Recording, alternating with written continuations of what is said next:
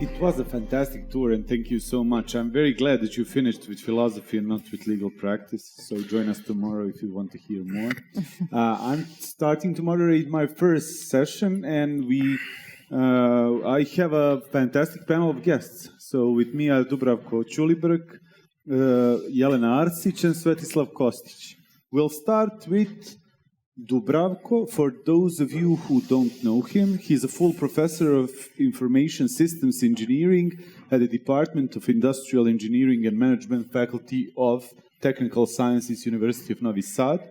Since 2021, he has been actively, maybe too actively, involved in the development of Artificial Intelligence Research and Development Institute of Serbia, which he leads at the moment. His research interests include neural networks, deep learning, computer vision, machine learning, and data science, multimedia, visual attention, image and video processing. So let me start this panel, which we named The Use of AI, with the question to Dubravko. Well, and it was mentioned also by Burkhardt at one point, one of the predicaments of smaller countries is often that they lag in technological advancements compared to countries that have a vast infrastructure for the advancement of new technologies. In Serbia, at least on the surface, things have been going on much faster in the last 3 years, especially with the advent of generative artificial intelligence. Faster than most other technologies. You have been at the forefront of this adoption. Could you tell us about the current situation, our limits and potentials, and the potential advantages in the adoption of the current generation AI? Oh, that's a long question. I do only. Well, so first of all, I guess the countries that have less resources in any way kind of lag, right? And that's just the way the world works, right? With AI as we know it now, and with deep learning that is now all the hype and so on in the last decade and a half or something like that, it's all about computing resources, data, and then of course you need sort of the knowledge. The knowledge we kind of had not. There's quite a lot of people of Serbian descent that went out to do research in countries that care more about it, right? Because locally it's not really supported and so on. But there is the thing that, let's say, a professor talked a lot. Basically, he talked a lot about the language models and the language processing and even translation, which we do a little bit, so on. There's no way getting around the fact that there is not a lot of data in Serbian. So we download the Common Crawl, which is 60% of the training of the GPT that everybody knows now, I guess. And Serbian is 0.04%, right? And then we clean it and so on, and it drops to like 0.02 of half-decent stuff that you need to kind of filter out for flag words and things like that. So it's tough. In that sense, it's also tough to the digitalization is not as developed in some of the more developed countries, right? So you don't really have digital data. It's not. If I go to our what you call a službeni glasnik, I don't know what that would be in English. Official Gazette. Official Gazette. Okay, and basically we get their archives in Word documents that, and we're lucky if we get that. If it's not an image, I have to do an OCR stuff on it and so on. So there are practical limitations, and we're trying, and I have to say it's not that we were super smart. I guess practically there's been a lot of emphasis on IT as industry, and that way we got to retain and train some smart kids, right? And they started seeing that AI is the next big thing a few years ago, and they started pushing for it. And there was a smart kid in the government that actually thought maybe this is a good idea, right? So they developed a strategy. I was not involved at the time, but I was amazed that we actually thought about it, that we have a strategy, whatever it is, right? And the first time they came to Novi Sad for, I guess, a public hearing, I gave him an earful of probably an hour of, of the stuff. As professor would say, I had a lot of things to say, mostly criticizing, but a lot of was good, right? And it didn't have to be changed. So what we're doing lately is kind of getting our act together. There was pockets of expertise of doing stuff in AI that you could use. We try to kind of connect them and to get some people from abroad, give them a sort of a normal, let's say, environment to do research and so on. And we're seeing things slowly happening. Let's say we're not looking at Google, right? Because it's nice, but you cannot access the data. But we have a translator for 52 of the, Belt and Road languages, because the Chinese are interested, and they're like a leading AI, whatever you say, country. So we got some code from them to train our own stuff. We're working on getting the corpora big enough to train, smaller of the large models ourselves, and doing that. We got a little bit of GPU time to do this and so on. So it's moving. I wouldn't say there's a lot of real applications, because you're not seeing a lot of them, especially the hype about the generative AI, which, it's sort of a good thing, but it's really hard to use it practically. So it's nice for you to draft an email or whatever, a legal submission and so on. You really have to check it because, the neural net, its job is to generate. It's not, and there's no way for it to not to generate, right? So if it's missing something in the data, you're just going to make it up, right? Fill it in, right? That's a job. So there have been people were talking on another event. There have been cases where lawyers were trying things and so on, and in the U.S. looking for precedents, and they would get a really nice case file or whatnot, completely fictitious. Like all the important stuff, nobody cares. Because for a language model, you're just there to tell a story. And, you don't want to get facts in the middle of a really good story, right? Yeah. So for us, it's sort of building the human capacities, a little bit of computing power, and now we're going to hopefully see a little bit of adoption right away. But the adoption that we have right now is mostly like tools by big corps that people use, right? But nothing that is really ours. Still, even with those mistakes that AI is making, or at least chatbots are making, they don't have these other proofs. They're getting better. Things are moving faster. Still, even with the mistakes, it has been a prediction of, for example, Goldman Sachs. They have that World in Data surveys that most of the legal work, it turns out that humans also make mistakes. That's what it wasn't widely known until we found artificial intelligence. So it is predicted that as much as 45% of paralegal work and around 40% of legal work, at least the repetitive work that can be produced by something of the likes of GPT or fine-tuned models, will be automated, and I don't really know the time frame. Now, the question is which parts of the government or of the governmental work do you think will be mostly affected by the advent of generative artificial intelligence? Well, that's sort of a tough question. What you could do, and it's not even generative. So the AI models, the basic GPT model is generative just because it needed to create a good model of the text to actually help with problems that we were already doing, like finding something better, understanding your query better so you can do it in your natural language, not like, twiddling with the stars and things like that. So I think these things are going to get more better at their job, and you'll have even more and easier access to the information. I think that if done right, and there's quite a bit of development that has to be done to restrain and fact check and things like that. And then we do some things, some projects down the line. But I think what it might help with is allowing citizens access to the services in a way that is understandable to them and so on. So that might be something that you can work with. We have some crazy European projects where we are trying to figure out how to get social policy designed together with AI, where the guy that does the policy has to understand really what are the limitations of the model. So,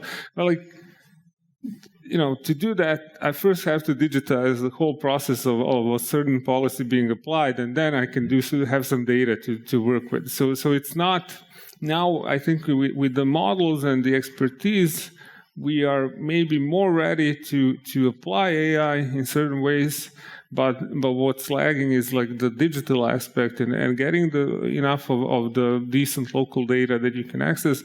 And the other part, honestly, is the legal and ethics part, right? We have the GDPR. I don't know what you guys think, and I'm not a lawyer. What I've learned in the last 2 years is that I don't think we have anybody who can actually interpret this right in Serbia.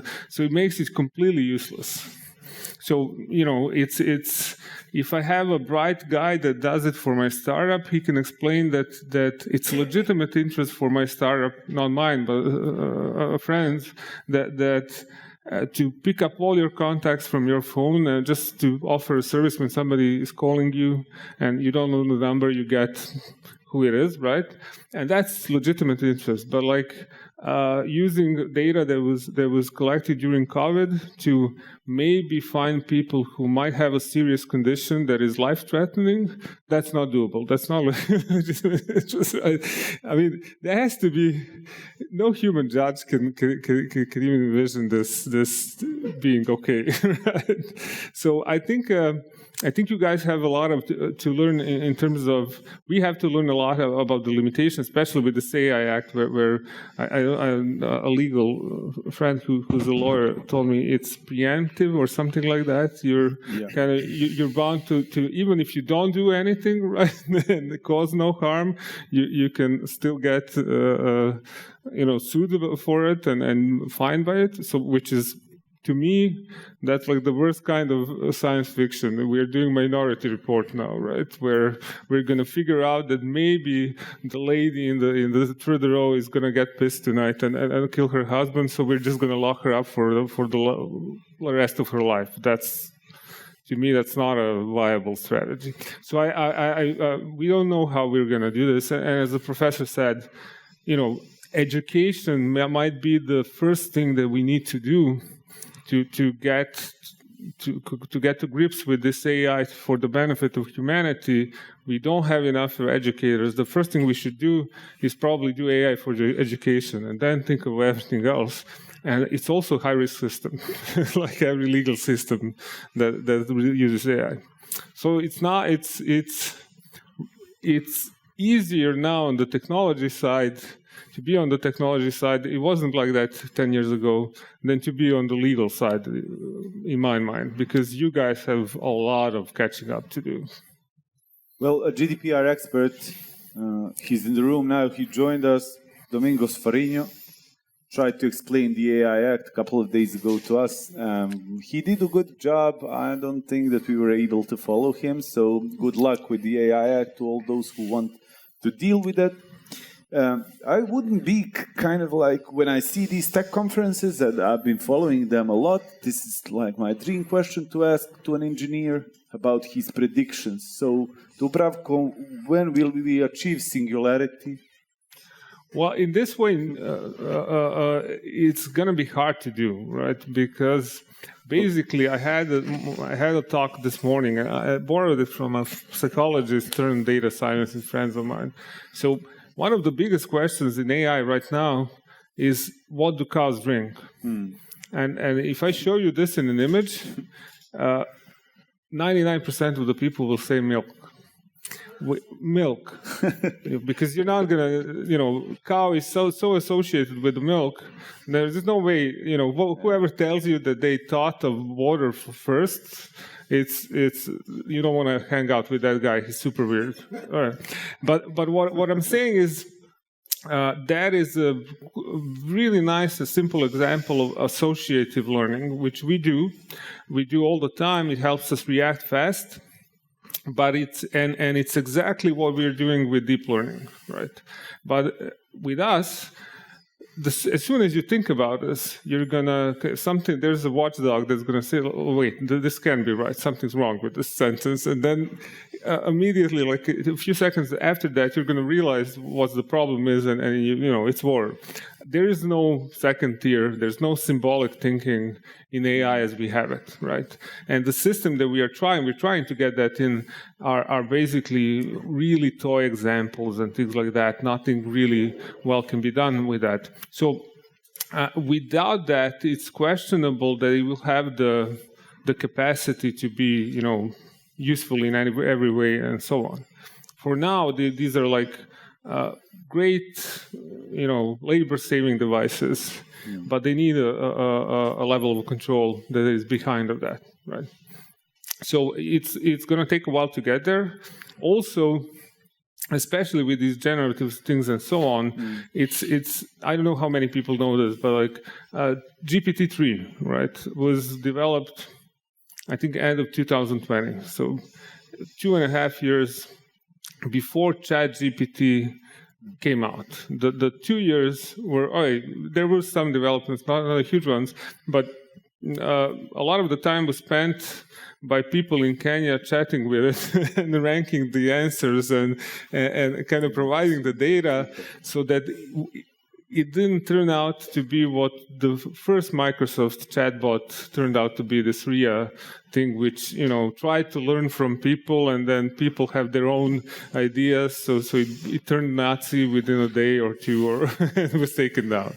So it is a big issue for us, let's say, on first of all, to do the fact-checking and to make sure that what you get as an answer is a good answer. And this really limits the applications, let's say, to the government. Everybody wants a chatbot. But I said, okay, that's fine. Do you realize that I need 10,000 conversations to do that? So you need a person who's going to have 40 chats with users for a year, then you can give me a sort of a data set that I can sort of work with, Plus, I need to have a decent model for Serbian, which, these guys are not, right? As a background, and we're trying to give that to everybody in Serbia to kind of develop it and so on. And the end result has to be sort of, it has to have borders around it so that it doesn't just come up with an answer just because it thinks it has to, right?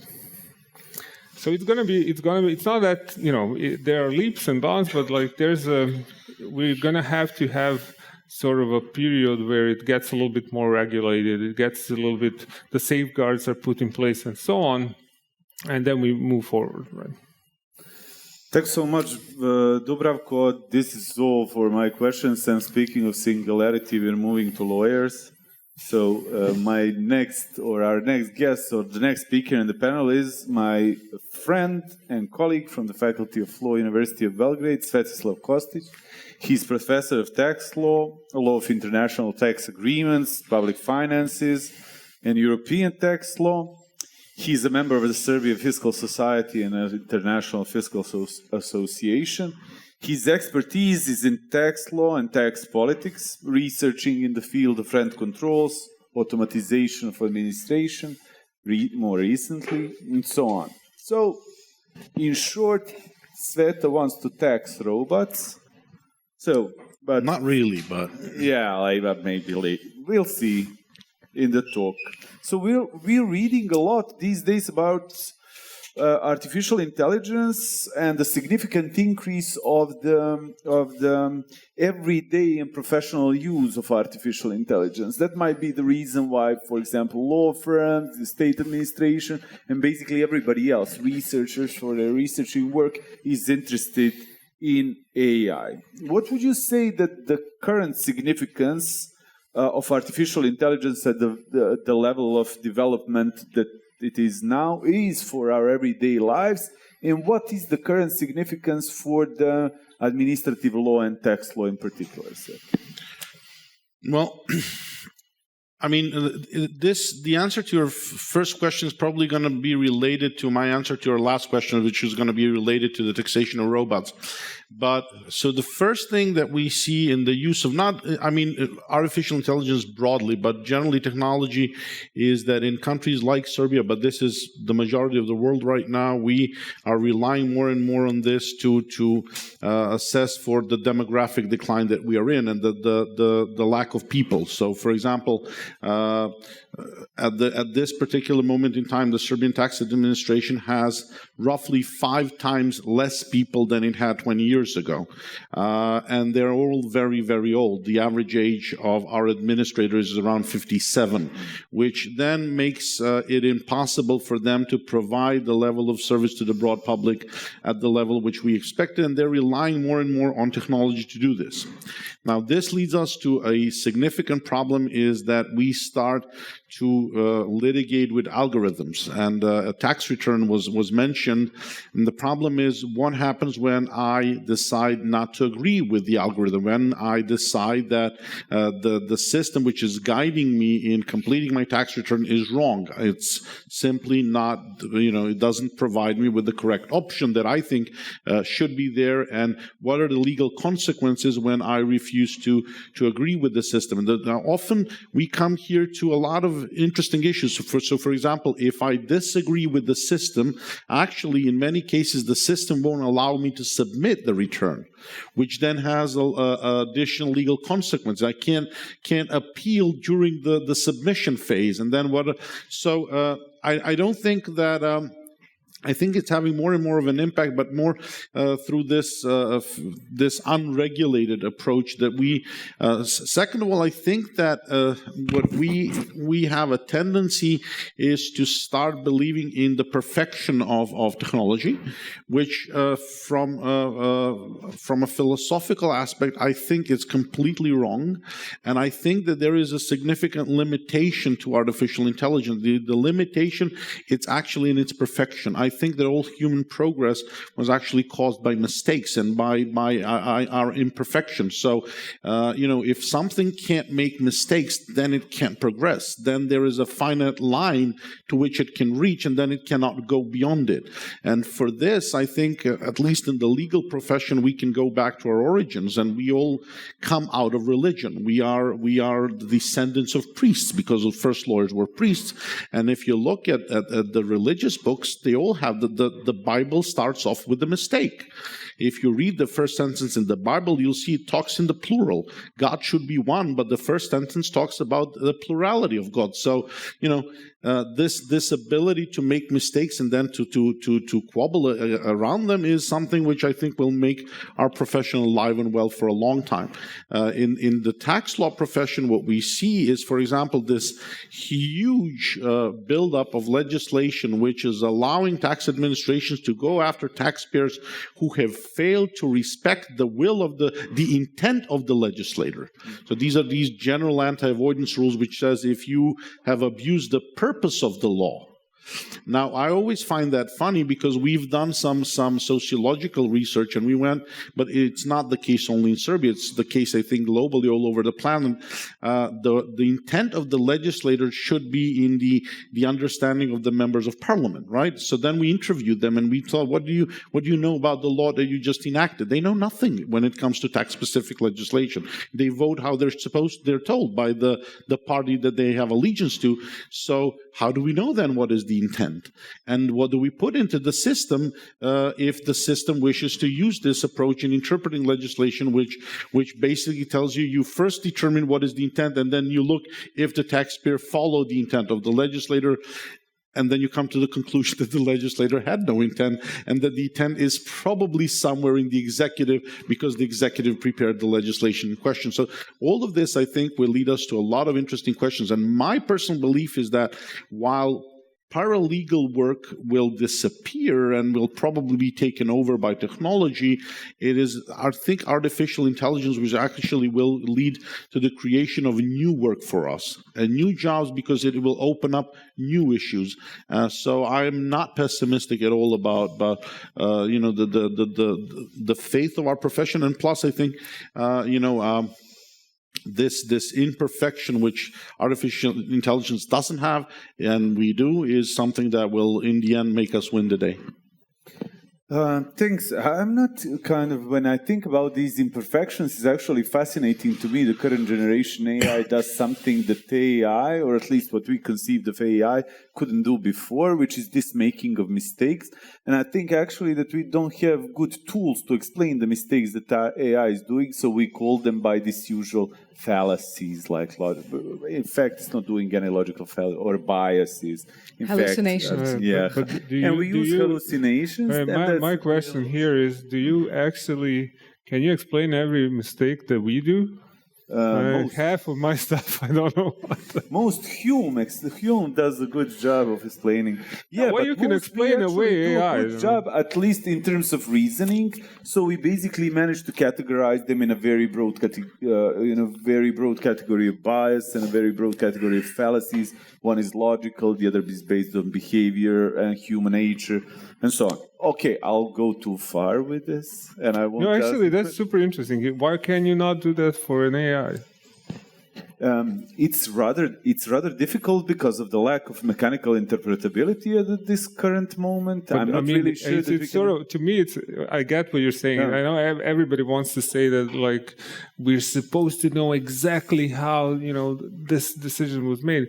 It's impossible. It's like 175 billion connections and parameters. It's just think of sort of a pipeline that delivers water that has 175 billion valves, right? And every one is turned a little bit, and where the water flows in the end is because of it. No way we're gonna ever. I mean, we'll try, but it's just gonna be bullshit. Honestly, to explain this away. So unfortunately, I think this has to come from you guys. This is a system that is way too complex to actually be valued, by the simple parts. And in a way, a human mind is the most complex system that we have. So any way you use to kind of figure out what the error is, or what the gravity of the error for a human mind will have to at some point in some way be applied to these things. Because unfortunately, I think that purely explainable AI is just a pipe dream. I mean, we can do that, but it's just not going to work. It will not have the performance that you guys would like to have. Mechanistic interpretation of AI seems way off, but also of human brains, to tell you the truth. So it's pretty much kind of it works in a similar fashion. So so we talked a bit, Sveto, about this influence of AI on our work, on state administration, on tax law, on tax administration. An additional issue is most certainly that the very fact that we are using something or agents that are at least partially autonomous in the sense that they can work without human supervision or guidance, it has to create, I suppose, it has to create some additional legal problems for the functioning of the state administration and tax administration in particular. Could you comment on that? Years ago we had a conference of the European Association of Tax Law Professors, where the Dutch, who are actually most advanced in this area, were complaining that nowadays only if you're a multinational corporation can you get a tax inspector on the phone, that ordinary people are not able to talk to tax inspectors. So first of all, it's the one thing that the current level of development of what we have is that Tax laws are very complex and are imperfect, as is any legislation, while automatic systems actually require simplicity. And you can't really, especially at the level of ordinary people, have this huge level of controversy and possibility to approach a certain issue from various directions, which can have a lot of material effect. Now, the problem here is that the system itself, I think, is not prepared for the mistakes that can be made. One example is that we had most recently, we had a drive by the tax administration to go after people who were receiving money from abroad and were not paying taxes. And what they've done is actually their system did not align information that they got from the banks with their internal information, because their internal information was not systematized, was not digitalized. So actually, the people who already pay tax were also getting assessments of unpaid tax, because what they did, they just sent assessments to everybody who received money from abroad under a certain code. So this is something which led to a huge uproar among several thousand of people who were quite unhappy about this. Some of our faculty colleagues among them. The thing is that I think that we need to do a lot of, also some colleagues of ours from the United States, what they've done, they went after chatbots that their tax administrations actually developed. And they started asking them questions, and then they were looking for mistakes. And the amount of mistakes was very surprising. I mean, a lot of mistakes are provided by these chatbots. Now, the problem is that what are the legitimate expectations? What are the legitimate expectations of taxpayers who actually approach an officially designed chatbot, ask it a question, and they're given a wrong answer? And then they actually have consequences. Now, is this information provided by an official? Do I need to read the disclaimer? How broad can the disclaimer be?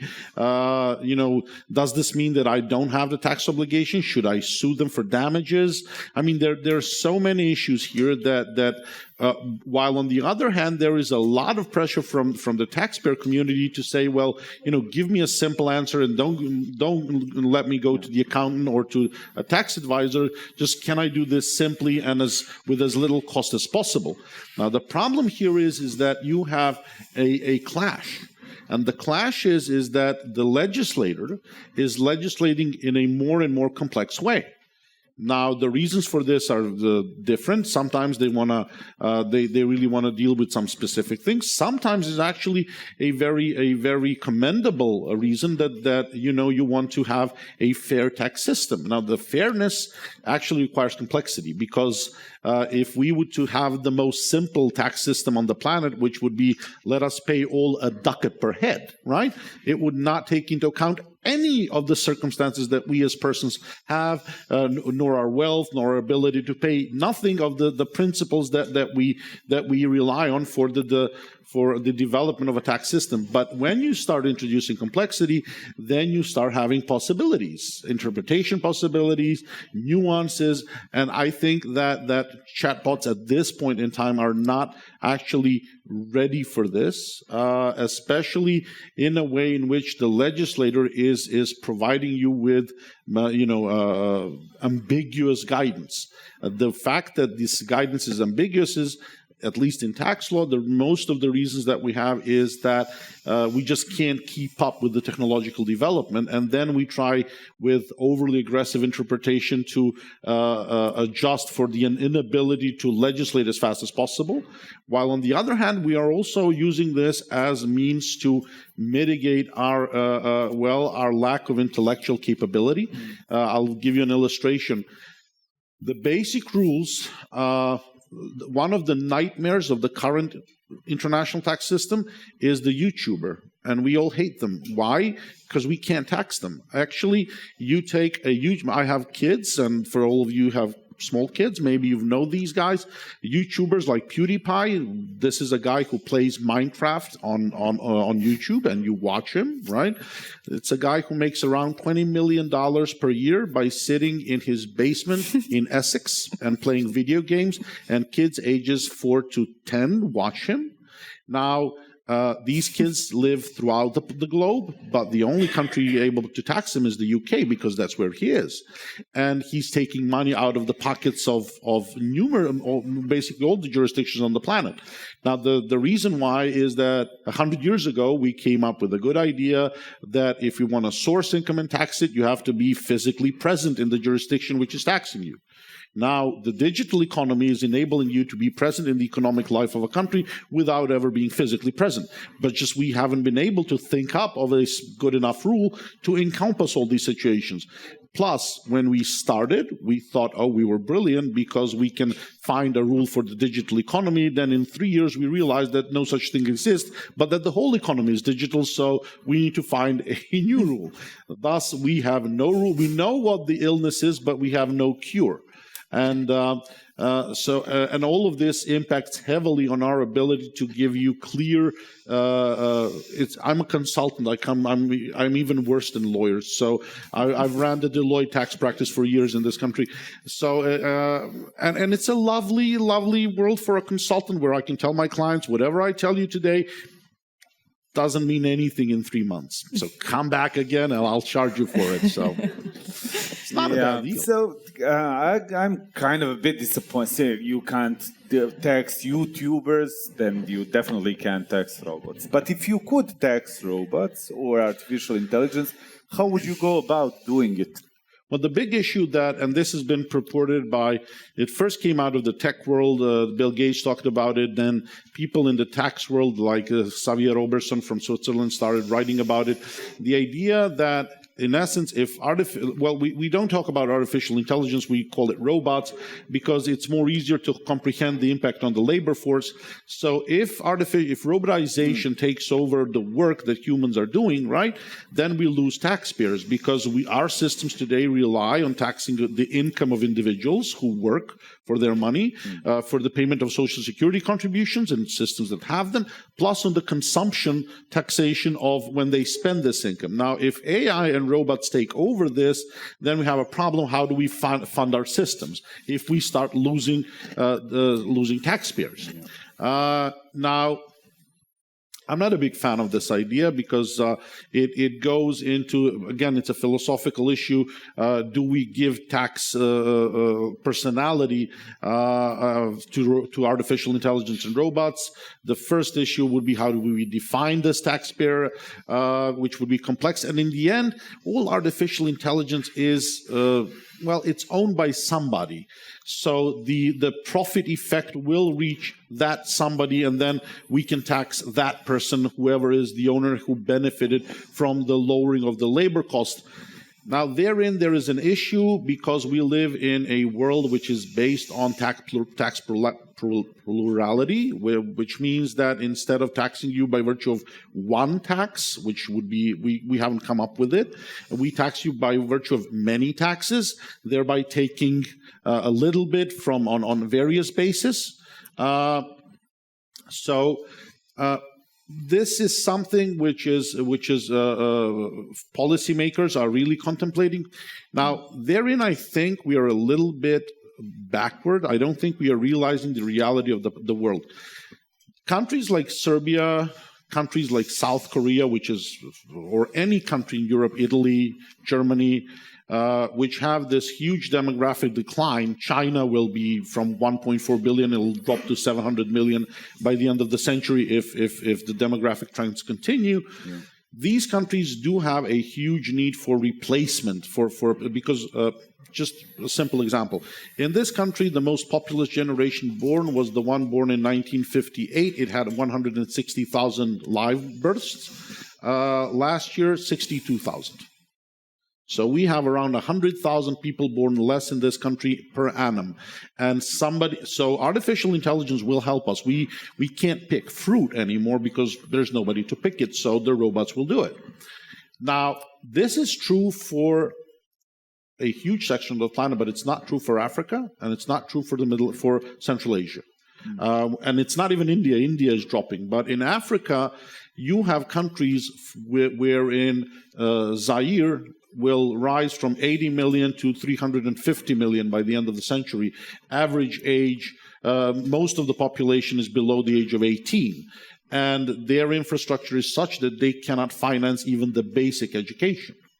So I think my personal view is that instead of focusing on taxing robots, what we should do is finding financial ways in which to deal with this population explosion in countries which are unable to provide to their people even the basic necessities, wherein these people will not stay where they are but will move up north, and that migration is not stoppable. So I think that, again, many people have already mentioned this before me.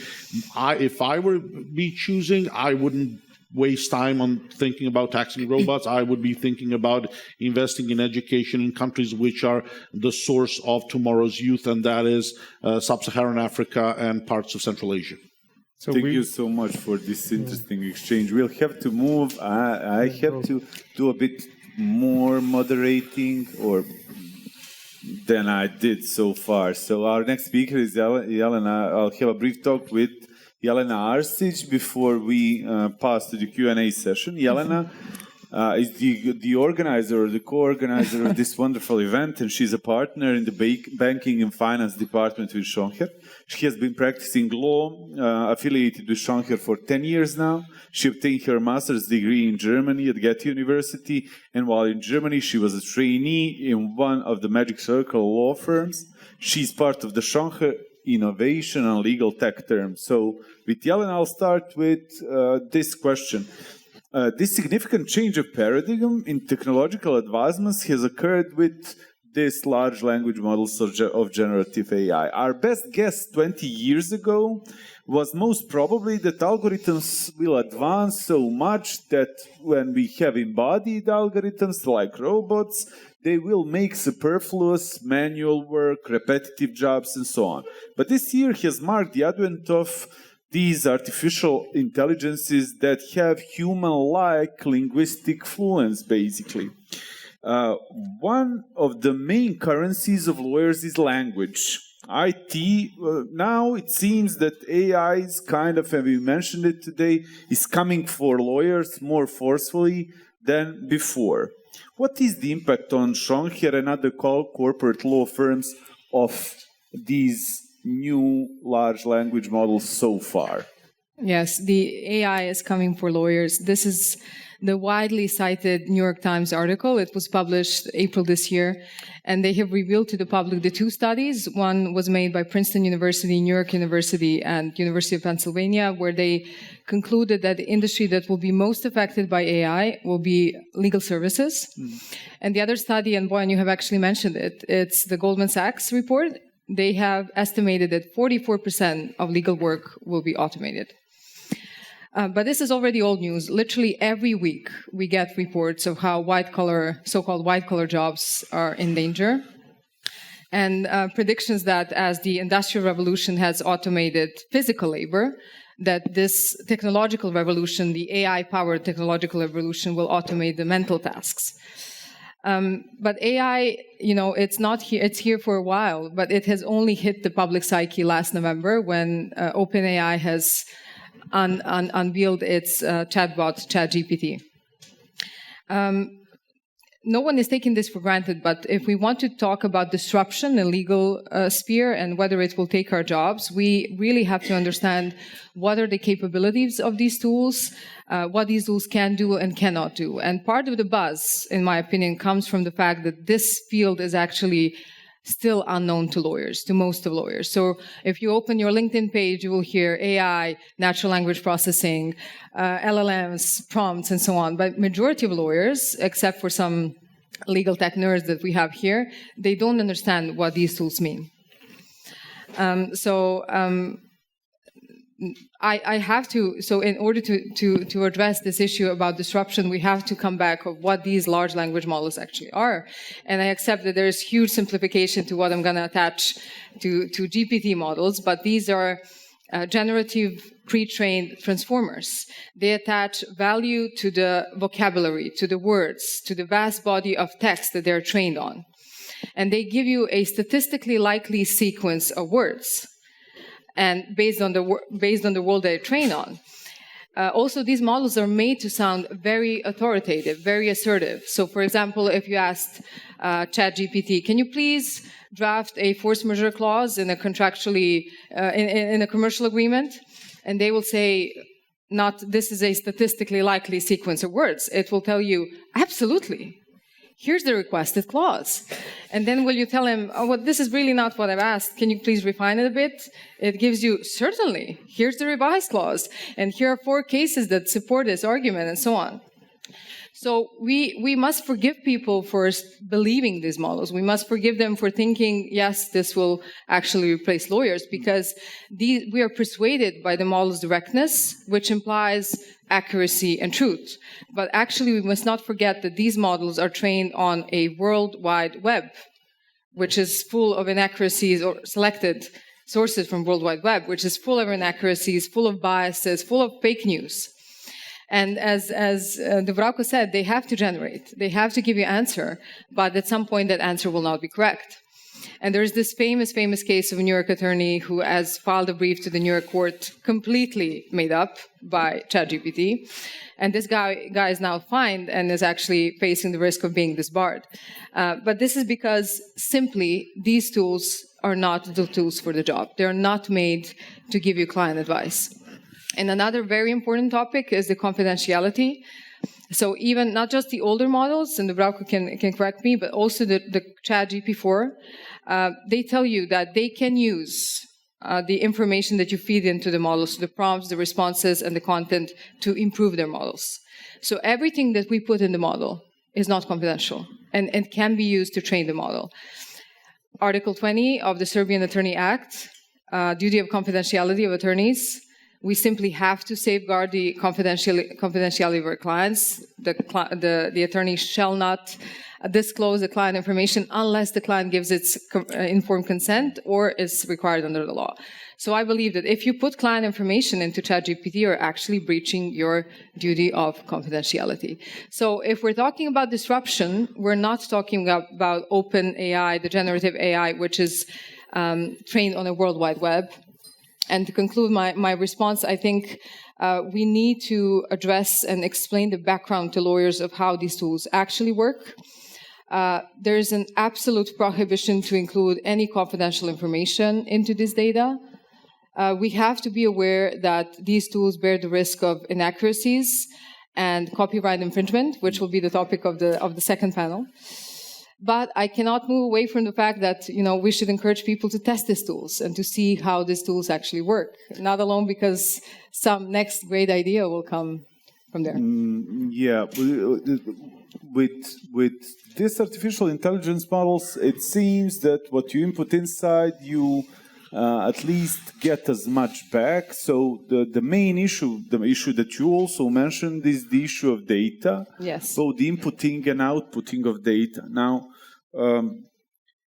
what are the tools out there that are based, or are there some tools already developed that are based on credible and reliable data? Now, given the flaws in these transformer models, it might still be that they produce some data that's not so reliable, but it's of much help if the data that they are trained with is stable data, clean data, and very well thought out.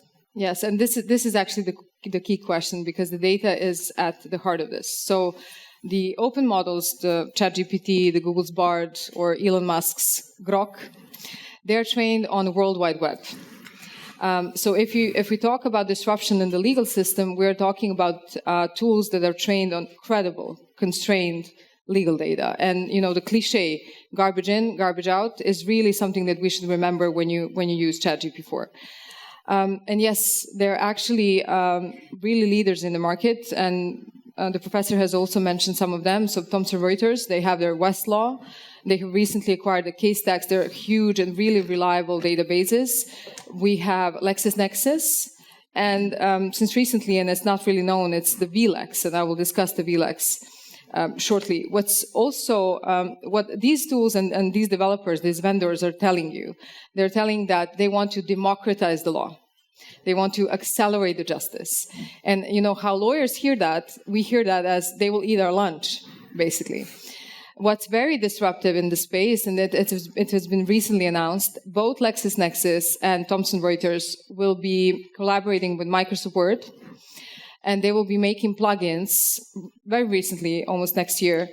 And can you imagine? Every lawyer in the world uses Microsoft Word. And you can actually have a plugin that tells you whether you're drafting correctly, what's the source, what's the citation to be using. So that's really, really disruptive.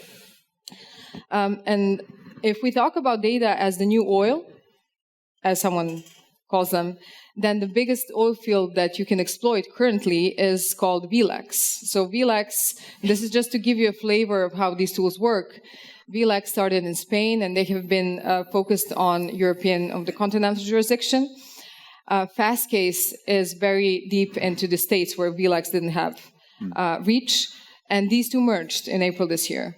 And when you combine the two, you have 3 million subscribers and 1 billion, so billion with a B, legal documents that are instilled in VLEX.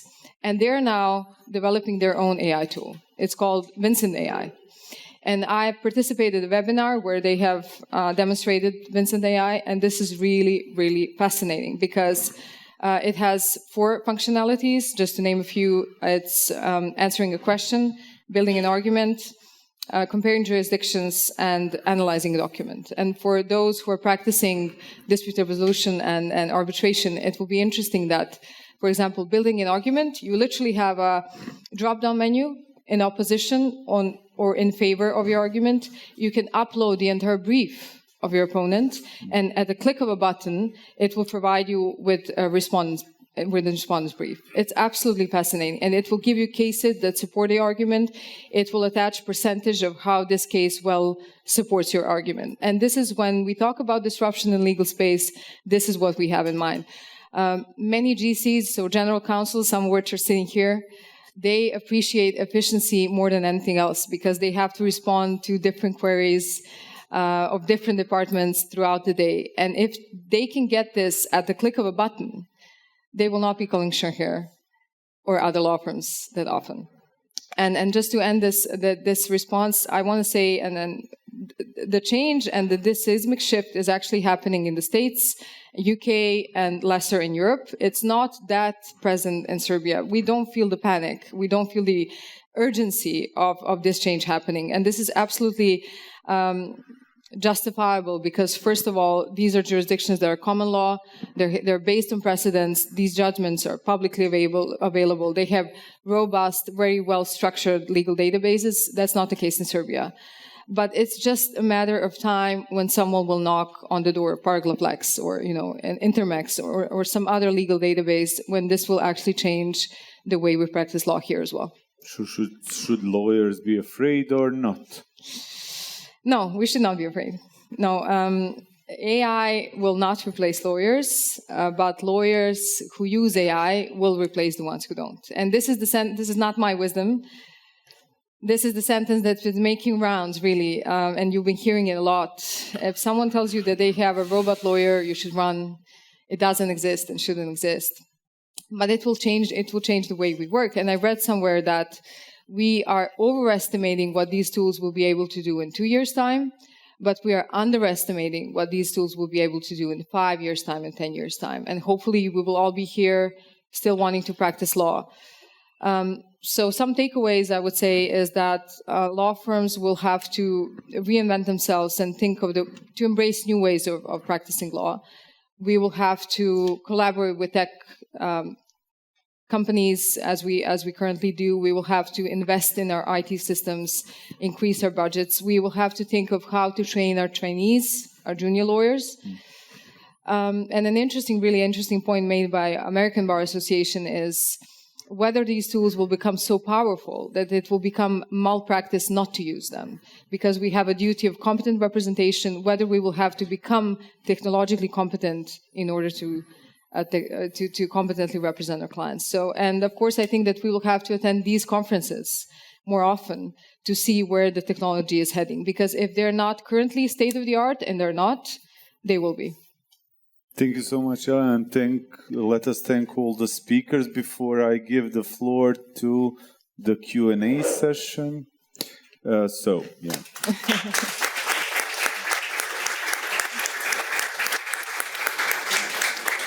Since I did a terrible job of moderating, we don't have much time. So we will have one round of questions. So please raise your hand, ask your question, and I will ask our speakers to keep the questions in mind until we finish all the questions, and so that we can give answers after one round of questions. Here. Please. So my question is to Professor Dubravko Ćulibrk. As you have given an insight that the AI in Serbia is still at a foundational stage. So what are the areas in which you'd like to deploy AI in Serbia? And is there any attempt made in the building process to study AI harms, or probably establish a unit to study the harms? Because we have a lot of precedences, even in Western Europe. I'm sure you heard of Siri, not the Apple Siri, but the Dutch Siri, where the Amsterdam court held that this particular tool, which was launched to identify people misusing welfare schemes, is violative of ECHR. And then probably if I can ask one more question. If it's really short. This is to Professor Kostić. They said that the population decline in Serbia, Korea, and Japan, and then so AI in this case will help us. But how would you want to do it? Would also be an important question. Just because you do not have enough personnel in law and order doesn't mean that you leave the space completely to the computer. Okay, thank you. Do we have any more questions? For now, not. So I'll leave the floor. We have Julieta. Sorry, I can't see you from there. You have to... Julieta Rabanos. Well, thank you very much. It's a general question for the three of you. I'm sorry if you mentioned it in the debate, but I think that I maybe couldn't follow some things. But what is, in your opinion, or maybe not, the possible risk of the concentration of the ownership of these AIs, in the sense of if they are like just 3 companies owning all the AIs that all the people in legal practice are using? Do you think that this is a risk? This is something that it can be towards that? Because we know that things tend to go to monopolies. So in this sense, what do you think about it? Thank you very much. Thank you, Jules. Did we have another question? I'm not sure if I saw a hand. Okay, that's leaving. So we're answering these 2 questions. Please, whomever comes first. Yeah. I think the first question was to Dubravko. Okay, so if I understand correctly, you were asking where we're looking to apply and what safeguards are in place. So first of all, Serbia, the GDPR thing we have, right? Maybe not the most harmonic, if I understand. I'm not a legal guy, but there are issues for sure. We don't have legislation on AI, but we do have sort of guidelines that were adopted by the government and worked on. And I don't know. I think we need a lot of more knowledge, but everybody involved kind of tried to follow, the versions of the AI Act, looking at because honestly, Europe is most human-centric and trying to protect people the most. The U.S. approach is, as it always has been, sort of big tech, right? And then the Chinese approach is actually very regulated and very forward in that sense, but they have this sort of top-down structure which doesn't really work here, or you don't want it to work here. So I think the guidelines are okay. We try to be sort of agile in terms of actually providing some sort of guidelines to the technical people to actually look at the tools that they could use to ensure that it's trustworthy and there's no bias and so on. It's a struggle because even the big tech doesn't know how to do this. So we looked at a lot of the technology and so on. There's a lot of work, computer engineering work that needs software engineering work that needs to be done there, right? So, but So to answer your question, we are very much proceeding cautiously in any application. So let's say one of the things that we are helping the Ministry of Health is to help with the mammography screenings, right? But it's not the AI part and the models that are the issue. It's how to get the data in a right way and then put safeguards in place and so on. So the team is not my team, but like the rest of the team kind of struggles with that mostly. But these are things that we're looking at, always with the final decision being made by the qualified professional and the doctor and so on. But we have a shortage, and even if it's not a shortage, we have a shortage of knowledge. So not everybody can read it as well and things like that. So we try to address the gaps, but always leave the decision in the hand of humans. And for the project that I mentioned with the social policy, honestly, you don't need AI to make a mess. We had this social card issue where I belatedly became aware of it. Apparently, they were working with people who are very well intentioned, right? The Norway government was sponsoring. It's just that, transferring something that works in Norway or Scandinavia to Serbia tends to, create issues. So when we were doing this, we were proposing the project and working on this. So we said, okay, let's try to make a difference. And if we don't succeed, we don't. So we'll get the Ministry of Demographics and Social Welfare on board. And then I said, but I'm sure as hell not doing it by myself. And then, right? So we asked two NGOs who were very vocal in the ethics and standing up for the people who were most affected and so on, the SHARE and AA11, to come on board and to kind of work with us as a watchdog to and if it turns out it cannot be done, it just cannot be done, right? But as the professor said, there's a first home subsidy policy, which is basically a ducat per head, right? Yeah. And a ducat in Belgrade is not a ducat in somewhere, right? So for sure we can do better, right? Even as humans, just looking at the data, we should be able to do better, right? There are things to improve.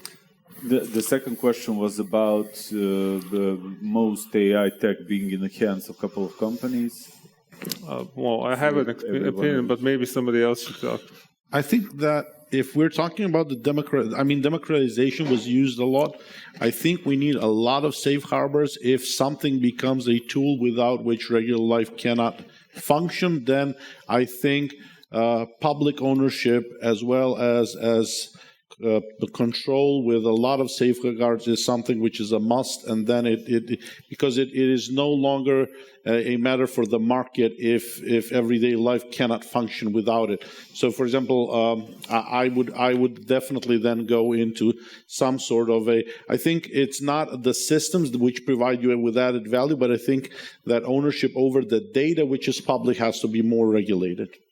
And without the data, the systems can't function. So I think this is something which is crucial. If for example, the courts stop if they don't pay the fees for the use, we cannot allow that, and then the market has to get out of the picture.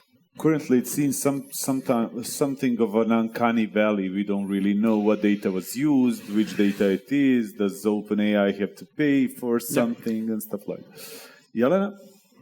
No, I would agree completely. But from my perspective, in very practical terms, if some service providers have monopoly or not, everything boils down to the credibility of data. Really, this is not the issue currently because we're seeing commoditization of these tools. We could literally sit and just talk about the vendors and providers of AI legal services currently. Many are out there, and many law firms are actually very cautious, except for Allen & Overy and Quattro Casse that have their own proprietary tools. Many law firms are cautious and are looking what's going on. Nobody wants to go to bed with wrong vendor. Nobody wants to bet on the wrong horse. So I think that we will adopt the second generation of tools, but we don't see monopoly yet. We will see actually the broad range of tools to choose from. We end with a great thanks to Burkhard, to my panel. Thank you all for coming and for having this wonderful discussion with me. We have a break that lasts for, Sonia will help me, but might be 40 minutes. 15 minutes. 15 minutes. 15 minutes. 15 That's a big minutes. difference. So yeah, let's do the break here in the room nearby and come back here in 15 minutes.